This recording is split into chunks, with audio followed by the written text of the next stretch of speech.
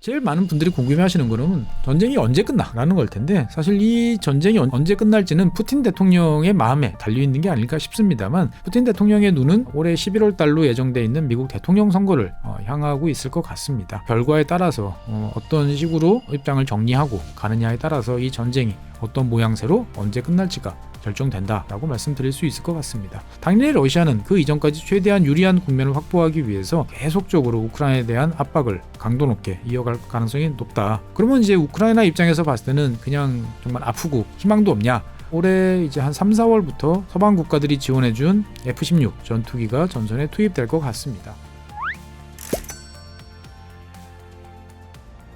네, 안녕하세요. 조준영입니다. 지구본 연구소를 사랑해주신 여러분, 2월도 벌써 이제 하순으로 가고 있습니다.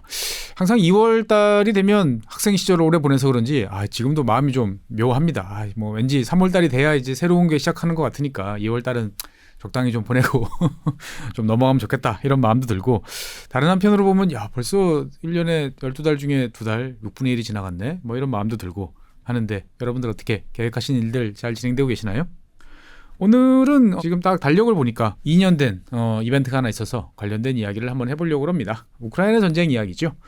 사실 우크라이나 전쟁 이야기를 정기적으로 쭉 진행을 했었는데 최근에 좀 못했던 느낌이 있었습니다. 그러다가 이제 때마침 지금 이제 2022년 2월 22일 날 됐으니까 어떻게 보면 지금 이제 딱 2년 정도 되는 이제 이런 상황이죠. 2월 24일 날 시작이 됐으니까 거의 이제 2년이 된 이런 상황이어서, 오늘은 한번 우크라이나 전쟁에 관련된 여러 가지 이야기들을 한번 되짚어보고 앞으로 어떤 일이 벌어질지에 대한 이야기도 한번 해보고자 합니다. 사실 뭐 반복되는 이야기지만 전쟁이라는 것이 참 이렇게 허무하게 일어날 수 있구나. 뭐 허무하다고 하면 좀 그렇지만 뭐라고 해야 되나요? 정말 모두가 설마 했는데 이렇게 전쟁이 벌어지나? 라는 생각이 참 많이 들었습니다. 근데 그렇게 발생한 전쟁이 이제 2년 동안 이어질 거라고는 또 예상한 사람은 아마 글쎄요, 지구상에 단 한 명도 없다. 저는 그렇게 생각합니다. 만약 어떤 분이 이 전쟁 내가 예상했어 라고 그러면 글쎄요, 그분이 정말 제대로 된 인식의 소유자일까? 사실 그런 생각도 좀 들었습니다. 어쨌든 그래서 2021년 말부터 제가 이제 뭐 몇 차례에 걸쳐 말씀을 드렸었죠. 전쟁이 발생 안 할 것 같아. 뭐 우크라이나 주변 지역에 이제 러시아군이 배치되고 벨라루스 이런 지역에 배치되지만 뭔가 또 이런 식의 무력 시위 아닐까라고 했는데, 의외로 이제 전쟁이 이제 벌어지게 됐던 것이었죠. 뭐 잘 아시는 것처럼 전쟁이 딱 발발하고 나자 이제 3일, 뭐 5일, 뭐 일주일, 2주 뭐 이런 숫자들이 많이 난무를 했었죠. 뭐 우리가 사실 지난 20년, 뭐 30년 동안 봤던 전쟁들은 주로 미국이 이제 치른 전쟁이다 보니까 고속 기동전으로 신속하게 적의 핵심, 뭐 이 경우에는 이제 우크라이나 수도인 키우이겠죠. 키우를 이제 타격을 해가지고 뭔가 정권을 무너뜨리고 빠르게 정리하는 이제 그런 모습들을 사실 기대를 했었습니다. 그런데 이제 예상과 달리 우크라이나의 젤렌스키 대통령이 이제 결사항전을 이제 선언을 했고요. 그 다음에 그 전까지 미적미적거리던 서방 국가들이 이제 여러 가지 지원들을 많이 시작을 했었죠. 여기에 더해서 예상을 뛰어넘는 뭔가 준비 안 된 듯한, 그리고 서로 손발이 안 맞는 듯한 이제 러시아군의 여러 가지 또 실수들이 이제 겹치면서 전쟁은 장기화의 길로 접어들게 됐고 지금까지 2년 동안 이어지고 있게 됩니다. 지금 생각해보면 러시아가 키우 공방을 공격을 조금 더 밀어붙였으면 어떻게 됐을까라는 생각이 드는데, 어느 순간 갑자기 이제 러시아군이 후퇴를 했었죠. 여기에 대해서 이제 여러 가지로 좀 궁금한 사항들, 뭐 미스테리다, 아니다, 뭐라는 이야기가 있었는데, 최근에 푸틴 대통령이 이제 미국 언론과 인터뷰를 하면서 여기에 관한 이야기를 짧게 이제 언급을 했습니다. 그러니까 이제 뭐 서방 국가들이 러시아 쪽의 의견들을 반영한 어떤 중재안 이런 것들을 만들어서 우크라이나와 이제 러시아 그리고 서방 국가들이 합의하는 어떤 휴전안 이런 것들을 제시하겠다라고 하면서 그 전제 조건으로 그러면 일단 러시아가 군대를 빼라라는 이야기를 해서 그걸 믿고 나는 군대를 물렸는데, 서방이 특히 이제 영국으로 대표되는 이러한 국가들이 러시아 뒤통수를 쳤다라고 이제 주장을 하기도 했습니다. 정확한 사실은 좀 더 시간이 지나 봐야겠지만 어떻든 간에 여러 가지 일들이 많이 벌어졌었죠. 그래서 2년 동안 많은 일이 벌어졌다라는 점은 뭐 한 가지 확실한 것 같습니다. 일단 뭐 여러 경제 시간에 많이 이야기를 했습니다만 EU 입장에서 봤을 때는 가장 큰 변화는 러시아로부터 대량으로 공급되던 천연가스가 이제는 상당 부분 삭감이 된 거죠. 완전히 줄어들었다 이렇게 보기는 어렵고 많이 줄어들었다라고 말씀드리는 게 정확할 것 같습니다. 그리고 그 빈자리를 이제 뭐 가까운 노르웨이 아니면 아프리카 쪽에서 파이프라인으로 이제 가져오거나 아니면 아예 대서양을 건너서 미국으로부터 LNG 형태로 수입하는 이러한 에너지 도입선의 큰 변화가 불과 2년 만에 빠르게 진행이 됐습니다.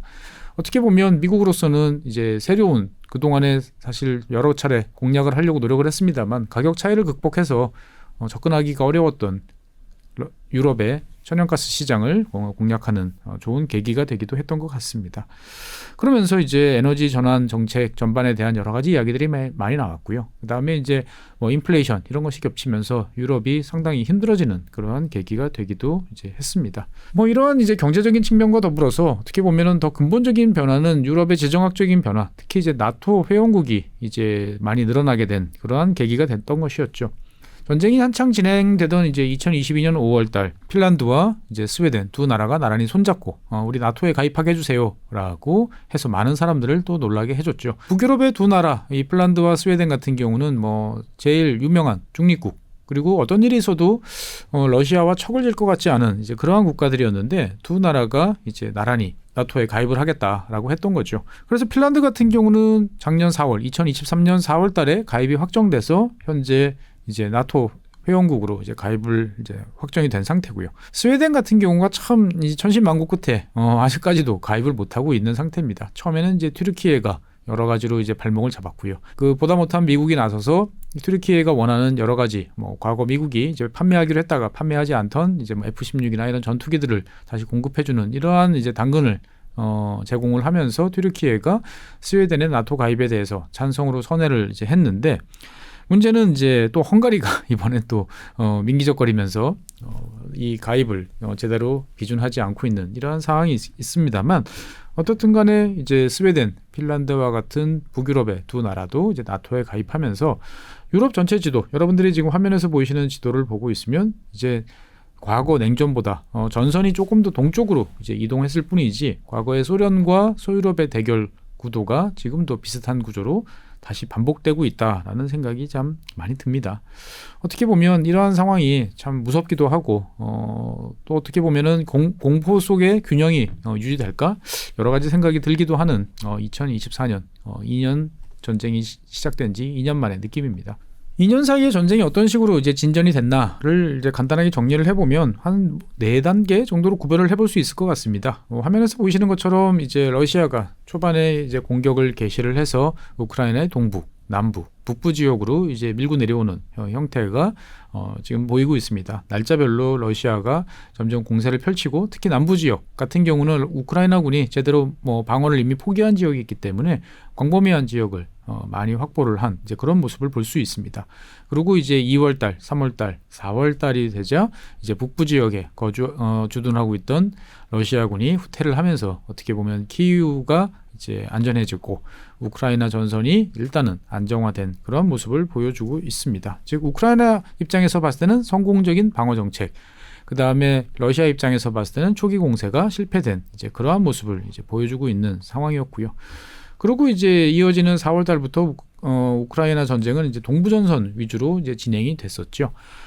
러시아군 같은 경우는 자기들이 가장 확실하게 공세를 펼칠 수 있는 대규모 포병 전력을 동원해서 우크라이나 군의 방어 전선을 말 그대로 이제 녹여버리는 땅에서 지워버리는 그러한 전술을 채택을 했고 하지만 이제 러시아군의 이제 이러한 공세도 불구하고 우크라이나군은 이제 과거 8년 동안 이제 구축해놨던 여러 요새선이라든지 방어 거점 이런 것들이 있었기 때문에 상당 부분 격퇴를 하면서 러시아군의 진격을 이제 막아내기도 했었습니다. 하지만 이제 우크라이나군 입장에서 봤을 때는 많은 이제 피해를 볼 수밖에 없는 이제 그러한 상황이 이제 이어졌던 것이었죠. 9월달 2023년 9월이 되면 이제 우크라이나군이 이제 동부전선에서 대규모 반격을 개시를 하면서 러시아군이 장악하고 있던 상당한 영토를 짧은 시간 내에 회복하는 그러한 이제 기습 반격을 성공시킴으로써 전쟁의 균형추를 우크라이나 쪽으로 좀 돌려놓는 그러한 면이 연출되기도 했었습니다. 어떻게 보면 전쟁사를 이제 보는 입장에서 보면은 정말 뭐 한자 성어죠. 성동격서라는 것이 무엇인지를 잘 보여준 그러한 이제 기습 공격의 성공이었고, 결국 2023년 이제 가을철에 우크라이나군의 반격이 성공하면서 서방 국가들의 우크라이나 지원에 대한 의지가 확고해졌다라고 이제 볼 수가 있습니다. 그래서 이렇게 이제 진행됐던 전쟁은 2023년이 되면서 뭔가 더 우크라이나군이 활발하게 반격을 하면서 새로운 전기를 마련하지 않을까라고 이제 많은 사람들이 이제 기대를 모았고, 우크라이나군 역시 이것들을 이제 대반격이라는 이름을 붙이면서 남부전선 쪽에 대한 여러 가지 공세를 이제 전개를 했었습니다. 하지만 뭐 지도에서 보시는 것처럼 저번에도 말씀드렸지만 이미 우크라이나군이 이쪽으로 공격할 것이다라는 점들은 이제 너무 명확했기 때문에 2022년 9월달과 같은 기습 공격에 유리한 면들은 이제 이미 상실한 상황이었죠. 러시아가 준비한 이제 대규모 방어 진지 거점들이 이제 연속적으로 이제 쭉 중심이 깊게 이제 확보가 돼 있었기 때문에 우크라이나 입장에서 봤을 때는 이것을 공격할 만한 미국과 같은 이제 대규모 공군력 이런 것들이 없기 때문에 결국 초반에 몇 차례 공세에도 불구하고 우크라이나군의 2023년 반격은 이제 실패를 한 이제 이러한 상황이었던 것이죠. 돌이켜 생각을 해보면 이렇게 잘 갖춰진 화면에서 보는 것처럼 이제 몇 달에 걸쳐 가지고 러시아군이 체계적으로 잘 준비해 놓은 방어 거점에 과연 우크라이나가 그대로 공격을 개시하는 게 맞았나? 라는 생각이 드는 것도 사실입니다. 결과론인 것 같아요. 그러니까 현재로서 봤을 때 보면 무모했다 이렇게 이제 볼 수밖에 없는데, 그 당시로서는 어떻게 보면 서방 국가들이 탈탈 긁어 모아서 제공해준 여러 가지 이제 기갑 부대, 그 다음에 기갑 전력들, 그 다음에 지뢰 제거 전차, 이러한 것들을 잘 조합을 해보면 어찌 되지 않을까라는 기대 심리, 그리고 이제 여기서 뭔가 성과를 내야 된다라는 좀 압박, 이런 것들이 결합을 하면서 어떻게 보면 좀 불완전한 상황, 실패가 예견된 상황에서 반격을 이제 개시를 했고 결국은 실패로 끝났다라는 생각이 좀 듭니다.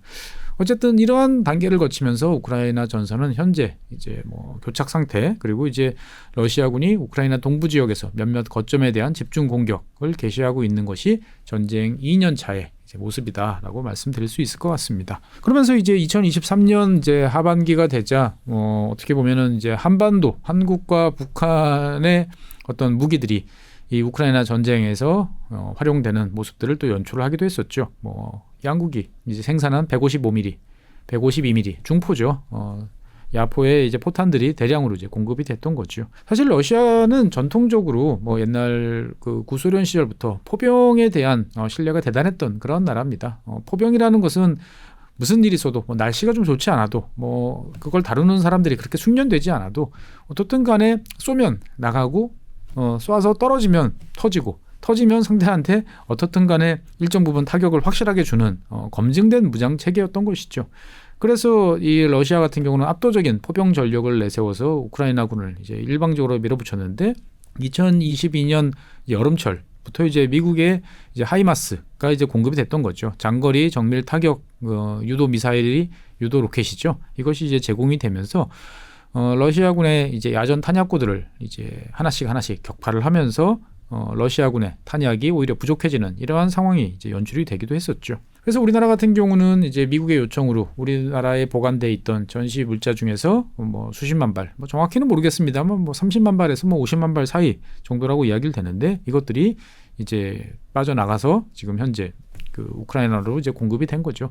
반복되는 이야기지만 어떻게 보면 우리가 직접 무기를 공급했다라기보다는 이제 한국 한반도 내에 보관돼 있던 미군의 예비 탄약이 우크라이나로 향했다라고 하는 게 정확한 이제 표현일 것 같고요.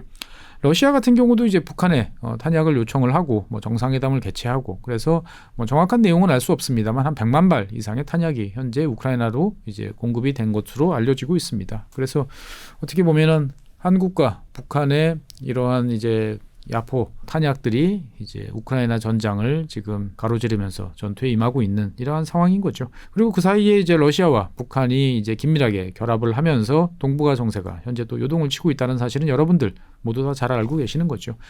즉 우크라이나 전쟁은 우리 먼 곳에서 벌어진 이제 2년쯤 돼가지고 우리 관심을 떠난 그런 전쟁으로 보면 안 된다라는 말씀을 꼭 드리고 싶습니다. 언제라도 우리 옆에 다시 다가올 수 있고 실제로 지금도 우리한테 밀접한 연관을 주는 그러한 전쟁이다라고 정리를 할 수 있을 것 같습니다. 그리고 이제 우크라이나 전쟁을 돌이켜 보면 새로운 무기들이 이제 많이 등장을 하면서 여러 가지 뭐 논란, 이야기거리들을 많이 만들어내기도 했습니다. 초반에는 이제 뭐 미국이 공급했던 제블린 같은 첨단 대전차 무기들이 이제 공급이 되면서 전쟁의 양상을 전과는 완전히 다른 양상으로 바꿔놨던 거죠. 그러니까 뭐 러시아군이 줄지어 밀려 내려오던 T-90 같은 신규 전차들이 줄줄이 터져나가는 모습들을 보면서 많은 사람들이 이제 탱크의 시대는 갔어 라고 이제 말씀을 이제 했습니다. 하지만 2년이 지나고 나서 보니까 지금 양국이 제일 필요한 것은 뭐냐? 보병들을 보호해주고 뭔가 다양한 전술을 구사할 수 있도록 막아줄 수 있는, 그러면서 상대방한테 충격을 줄 수 있는 대규모 기갑부대, 장갑차, 전차 이런 것들이 이제 필요하지만 양쪽 모두 이러한 수요를 충당하기에는 몹시 이제 부족한 상황이 연출이 되고 있는 것이죠. 즉 어떻게 보면 대전차 미사일로 전쟁을 치를 수는 없기 때문에 균형 잡힌 전력이라는 것이 그 어느 때보다도 중요하다라는 것들을 새삼 인식시켜준 것이 우크라이나 전쟁이기도 하고요. 다른 한편으로 보면 이제 우크라이나 전쟁은 뭐 시간이 지나면 아마 드론 전쟁이 본격화된 최초의 전쟁이다라고 이제 기록이 될 것 같습니다. 그래서 초반에는 이제 튀르키예산이죠. 바이락타르 TB2라고 보통 부르는 좀 덩치가 크고 하지만 속도는 느리지만 장기적으로 오랫동안 체류할 수 있는 주로 이제 정찰 그리고 이제 제한적으로 미사일을 통한 공격을 할 수 있는 이 튀르키예산 이제 무인기가 상당히 이제 각광을 받았습니다. 사실 이 TB2 같은 경우는 지금은 우크라이나 전선에서 거의 활용이 되지 않고 있는 것으로 알고 있어요. 왜 그러냐면 이제 러시아 쪽의 이제 방공망이 상당 부분 이제 강화됐기 때문에 더 이상 이제 이렇게 저속의 레이더의 눈에 잘 띄는 이러한 무인기가 활동할 공간은 이제 없어진 그러한 상황이기 때문인 거죠. 러시아는 원래 이제 야전 방공 체제가 상당히 잘 갖춰진 나라였는데 이제 초반에 급속하게 이제 진군을 하다 보니까 진군하는 그 육군 세력 위에다가 방공군이 우산을 씌워주지 못한 상황에서 이러한 무인기들이 활동할 틈이 이제 열렸던 거지였죠. 그런데 이제 전선이 이제 고착화되니까 러시아가 그동안 이제 개발해놨던 다수의 방공 장비들이 전선에 이제 배치되면서 현재는 이러한 어떻게 보면은 이제 구식이 됐죠. TB2 같은 대형의 저속 무인기들은 설 자리를 잃었다라고 말씀을 드릴 수 있고요.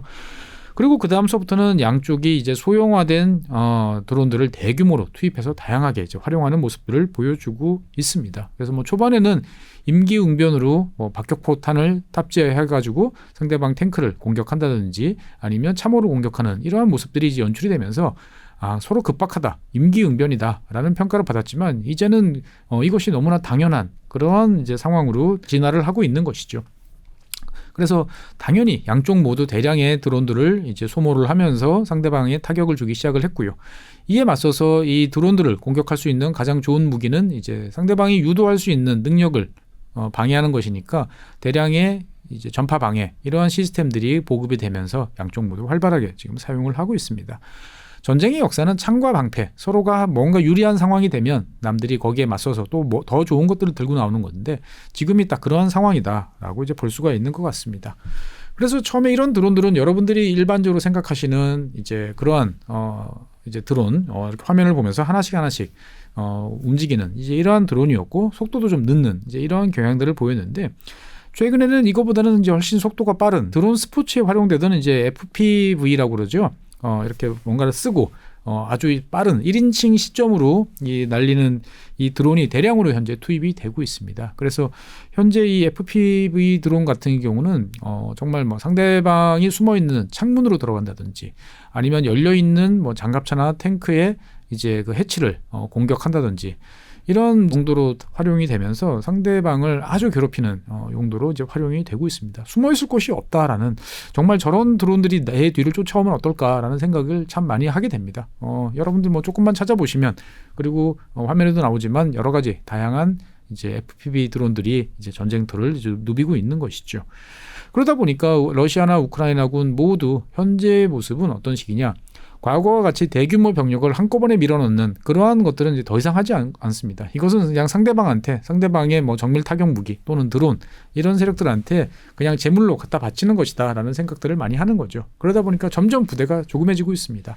그래서 주로 이제 기갑도 이제 상당히 이제 불리해진 상황이다 보니까 소규모 보병 부대 그것도 뭐 중대급 뭐 100명 넘는 이런 게 아니고 이제는 소대급도 많은 거예요. 그래서 분대급으로 나눠진, 그래서 개별 병사들 별로 간격이 한 15m 정도를 유지하면서 기습 침투를 하고 상대방을 이제 공격하는, 어떻게 보면 이제 알보병이라고 우리가 흔히 부르는 그러한 보병 전투가 이제 벌어지는 상황으로 이제 진전이 되고 있는 것이죠. 그래서 여기에 맞서서 우크라이나군 같은 경우는 이제 대량의 집속탄 공격을 통해서 이것들을 또 막아내고 있습니다. 그래서 결국은 시간이 지날수록 제일 많이 필요한 것은 병력의 머릿수가 되고 있는 것이 우크라이나 전쟁의 현재 모습이다라고 이제 볼 수가 있습니다. 어떻든 간에 양쪽에서는 지금 많은 병력들이 전사를 하고 있고 모두가 병력이 부족해서 쩔쩔매는 이제 이러한 상황이다라고 이제 말씀을 드릴 수 있을 것 같습니다.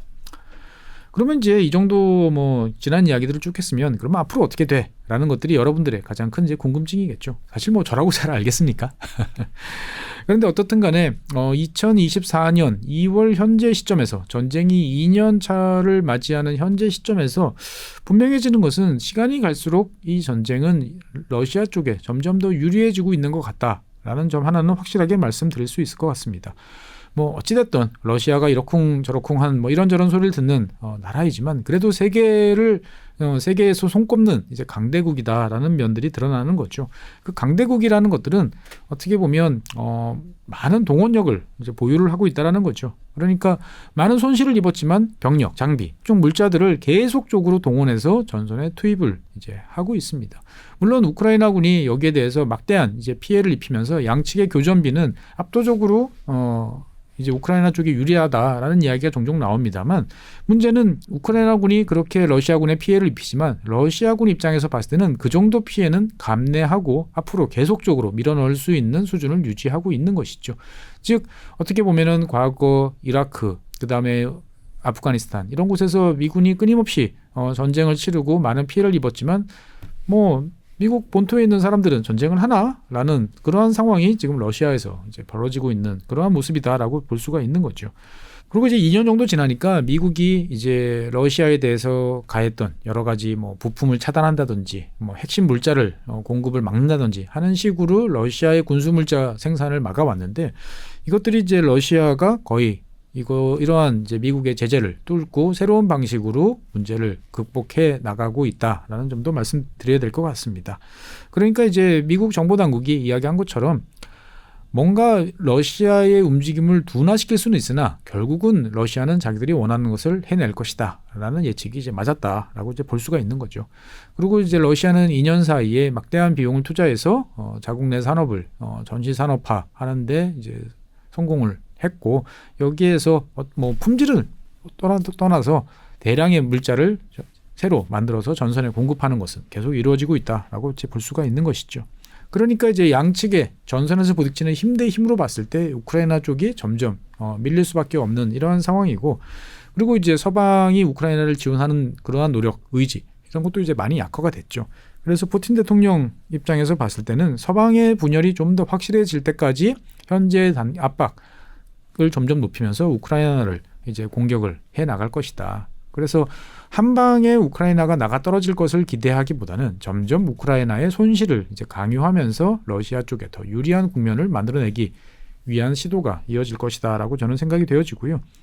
이 와중에 이제 서방과 우크라이나 같은 경우는 지난 2년 동안 잘 해왔습니다만 이제부터가 진짜 위기고 여기에서 이제 어떻게 상황을 수습하느냐라는 과제가 전쟁 2년 차에 이제 3년 차 들어가는 시점에서 나타나고 있는 것 같습니다. 미국을 비롯한 많은 국가들은 우크라이나를 여러 가지로 지원을 했습니다만 이제 좀 지치고 피곤하고 이제 그만했으면 좋겠다라는 이제 피로감이 이제 누적이 되고 있는 것이죠. 미국 같은 경우는 공화당 주도로 바이든 대통령의 우크라이나 지원 법안에 대해서 여러 가지로 계속 비토를 놓고 반대하면서 이것을 무력화시키고 있는 상황인 거죠. 여기에 더해서 이제 걱정스러운 것은 우크라이나 내부의 갈등도 이제 첨예화되고 있다라는 거죠. 사실 전쟁이라는 것은 국내적인 갈등을 봉합하고 뭔가 한 라인에 서서 우리가 어깨를 걸고 상대와 맞서도록 만드는 효과는 있습니다. 하지만 역사가 보여주듯이 이러한 순간적인 단결은 시간이 지날수록 이제 좀 무력화되는 그러한 면이 있고 특히나 전쟁이 원하는 대로 잘 진행되지 않을 때 더 나타나는 그러한 모습들이 있습니다.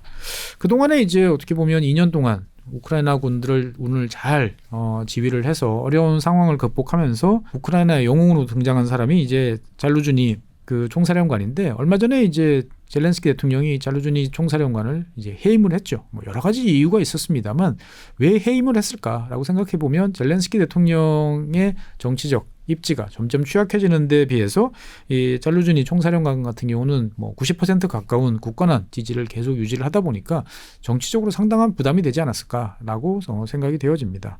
그러다 보니까 이제 우크라이나 내부의 어떤 갈등이 이제는 그동안 외부에 대해서는 쉬쉬하면서 겉으로는 단합된 모습을 보여왔는데 이것들이 이제 잘 안 되는 상황이 연출이 되고 있는 거죠.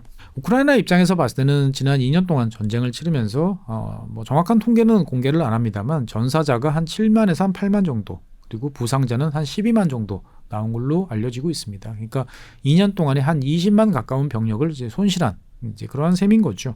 그러니까 이제부터는 앞서 말씀드린 것처럼 더 많은 병력을 투입해야 하는 이제 상황에 놓여 있는데 벌써 20만 가까운 병력을 상실한 입장에서 봤을 때는 전쟁을 치르기가 상당히 어려워지고 있습니다.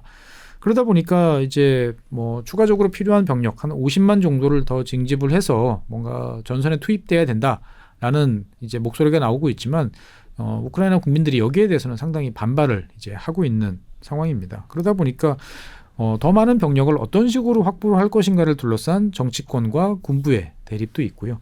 다른 한편으로 보면 우크라이나 같은 경우는 현재 27세에서 60세 사이의 나이에 있는 인구들을 이제 징집을 해서 전선에 투입을 하고 있는데 그러다 보니까 이제 이 27세에서부터 한 29세 요 연령대가 이제 고갈이 된 상황인 거죠. 그러다 보니까 이것들을 25세로 낮춰서 더 젊은 병력을 투입해야 된다라는 이야기가 나오지만 여기에 대해서는 이제 되게 강한 이제 반발이 일어나고 있고 그러다 보니까 우크라이나 입장에서 봤을 때는 전선에서 필요한 병력 소요를 이제 충당하기 위해서 최근에는 이제 여성 의료인에 대해서 군 복무 등록을 이제 하도록 물론 이제 등록을 했다고 그래가지고 바로 전선으로 투입하는 건 아니지만 여차하면 투입할 수도 있겠다라는 이제 시그널들을 보내는 식으로 가고 있는 거죠. 그러니까 우크라이나 입장에서 봤을 때 보면 이제 제일 큰 문제는 서방의 지원 축소와 그다음에 더 이상의 병력을 조달하기가 어려워지는 이러한 상황에 직면하는 것이 가장 큰 문제점이다라고 말씀드릴 수 있을 것 같습니다.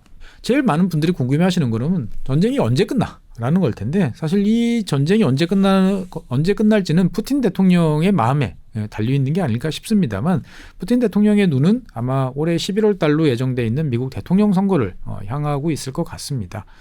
그래서 이제 미국 대통령 선거 결과에 따라서 어떤 식으로 입장을 정리하고 가느냐에 따라서 이 전쟁이 어떤 모양새로 언제 끝날지가 결정된다라고 말씀드릴 수 있을 것 같습니다. 당연히 러시아는 그 이전까지 최대한 유리한 국면을 확보하기 위해서 계속적으로 우크라이나에 대한 압박을 강도 높게 이어갈 가능성이 높다라는 말씀드리고 싶고요. 그러면 이제 우크라이나 입장에서 봤을 때는 2024년은 그냥 정말 아프고 힘들고 참 어떻게 보면은 힘든 한 해냐 희망도 없냐라고 이제 궁금해하실 텐데 우크라이나 입장에서 봤을 때는 올해 이제 한 3, 4월부터 아마 서방 국가들이 지원해준 F-16 전투기가 전선에 투입될 것 같습니다. 뭐 당연히 이제 미그 29나 이런 전투기보다 훨씬 잘 정비돼 있고 그동안에 여러 가지 업그레이드를 받았던 뭐 네덜란드나 덴마크 이런 국가들의 전투기이기 때문에 미국이 공급해주는 그리고 유럽이 공급해주는 정밀 타격 무기들을 적절히 이제 활용할 수 있고요. 무엇보다도 이제 장거리 이제 공대공 미사일인 이제 암람 같은 미사일을 이제 사용할 수 있기 때문에 현재 전선 근처까지 와가지고 러시아군을 지원해주고 있던 러시아 공군기들을 저 뒤로 이제 밀어냄으로써 전선에서 여러 가지 압박에 시달리고 있는 우크라이나 군에게 좀 숨통을 틔워줄 수 있는 역할 정도는 아마 할 수 있을 것 같습니다. 사실 이제 우크라이나나 러시아 입장에서 봤을 때 보면 이번 전쟁의 가장 큰 특징은 뭐냐? 중재자가 잘 없어요. 보통 이렇게 전쟁이 2년 정도 이어지면 여러 가지 다양한 세력들이 중재를 하겠다라고 간을 보거나 여러 가지 시그널을 보내는데 현재는 그러한 이제 협상 세력들이 이제 없다라는 것들이 이번 전쟁의 특징인 것 같습니다. 서방 국가들이 여러 가지로 이제 혼란스러운 상황이고 그 다음에 또한 이러한 상황에서 중재 역할을 자임하던 러시아가 또 당사자인 상황이다 보니까 어떻든 간에 미국 대통령 선거가 끝나고 난 이후 그럼 언제죠? 2025년을 전후한 시기에서 전쟁이 매듭짓지 않을까라고 조심스럽게 추측을 해보고 싶습니다. 그리고 마지막으로 말씀드리고 싶은 것은 이번 전쟁이 끝나면 그러면 평화가 찾아오느냐 라는 또 궁금증이 있을 텐데 저는 그런 것 같지 않아요. 그리고 유럽 사람들도 그렇게 생각하는 것 같지 않습니다. 최근에 이어지는 여러 뉴스들을 보고 있으면 발트 3국, 뭐 라트비아, 에스토니아, 뭐 리투아니아 이런 국가들 같은 경우는 만약에 우크라이나가 밀린 상태에서 전쟁이 끝나게 되면 러시아가 한 2, 3년 정도 힘을 차린 다음에 다시 다음 단계 작전을 펼칠 것이다. 그러면 그 다음은 우리다.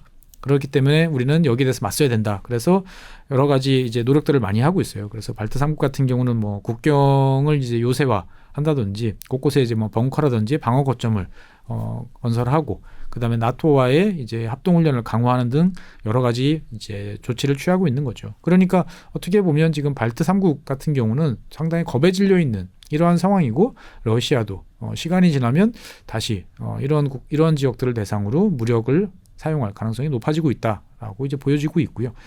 사실 발트 3국도 발트 3국이지만 여기에 대해서 가장 지금 머리가 아픈 나라는 이제 폴란드입니다. 폴란드 같은 경우는 뭐 이 시간에 여러 번 말씀드렸지만 그 벨라루스와 국경을 접하고 있는 요 지역 위에 있는 러시아의 이제 역의 영토 칼리닝그라드와 이제 그 사이에 있는 나라가 이제 폴란드인데 그러다 보니까 러시아가 그것을 역의 영토를 연결하겠다라는 이제 명분으로 폴란드를 침공하지 않을까라는 두려움을 많이 가지고 있는 거죠. 그러다 보니까 폴란드는 뭐 미국 그리고 우리나라로부터 대량의 장비를 이제 미친 듯이 이제 도입을 하고 있는데 그게 뭐 어떻게 보면은 뭐 정말 얘네들이 너무 겁이 많나? 라는 것이 아니고 실제로 이러한 상황을 매우 두려워한다라는 것이죠. 그래서 현재 우리나라가 공급해주고 있는 뭐 전차라든지 자주포 이러한 것들은 전부 지금 최전선 지역에 이제 배치가 돼서 러시아군과 맞설 이제 준비를 지금 하고 있는 그러한 상황인 거죠. 그리고 이제 얼마 전에 나토에 가입했던 핀란드 같은 경우도 러시아가 직접적으로 대규모 침공을 가진 않겠으나 분명히 국경 지역에서 이런저런 무력 도발과 분쟁을 유발할 가능성은 있다라고 생각을 하고 여기에 대한 대응 태세를 높이고 있습니다. 그러니까 결과적으로 보면 저는 우크라이나 전쟁이 이제 끝이 아니다라는 말씀을 드리고 싶습니다. 아마도 이것은 이제 새로운 시작이 아닐까라는 생각이 드는 거죠. 그러니까 어떻게 보면 전쟁이 어떻게 끝날지는 모르겠으나 현재 상황에서 매듭을 지어진다 그러면 러시아는 많은 피해를 입었으나 자기가 의도했던 상당수를 달성을 했고 그리고 전 세계에 세력권이라는 것이 존재를 하고 그 세력권은 존중받아야 될 대상이고 상대가 그것을 인정하지 않으면 무력을 행사해서라도 그것들을 확보하겠다라는 것들을 시그널을 던진 거죠. 그러니까 새로운 룰을 지금 러시아가 이제 만들어내가고 있는데 이것이 이제 인정이 되게 되면 역사는 한 치 앞도 내다볼 수 없는 새로운 국면으로 전환될 가능성이 높다라고 이제 보여지는 것이죠. 역사를 돌이켜보면 전쟁이 끝나고 나면 그 다음에 더 큰 전쟁이 찾아오는 경우들이 종종 있습니다. 우리는 1914년 사라예보에서 오스트리아 대공이 갑자기 암살되면서 1차 세계대전이 터졌다라고 보여지지만 사실 그 이전에 1912년, 13년 여러 차례에 걸쳐서 발칸반도에서는 이런저런 전쟁들이 국가 간 전쟁들이 있었던 거죠. 그래서 그러한 전쟁들로 갈등이 해소되고 끝난 것이 아니고 문제가 켜켜이 쌓인 상태에서 강대국들이 개입할 여건들이 만들어지면서 결국 그게 제1차 세계대전으로 이제 확산이 된 거죠. 그러니까 어떻게 보면 러시아 우크라이나 전쟁은 그 자체로 끝나고 매듭을 짓는다기보다는 그 다음 국면으로 넘어가기 위한 스테이지로서의 상황을 계속 지금 보여주고 있다라고 말씀드릴 수 있을 것 같습니다. 말씀드리고 보니까 되게 겁도 나고 좀 우울해지기도 합니다. 하지만 어떻든 간에 막연한 기대보다는 현실을 있는 그대로 보면서 다가올 미래를 준비하는 것이 2024년 우리의 미래를 대비하는 자세가 아닐까 싶습니다. 네, 우크라이나 전쟁 2년을 맞이해서 준비한 사항은 여기까지고요. 다음 시간에는 다른 내용으로 여러분들을 찾아뵙도록 하겠습니다. 지금까지 시청해주신 여러분 대단히 감사합니다.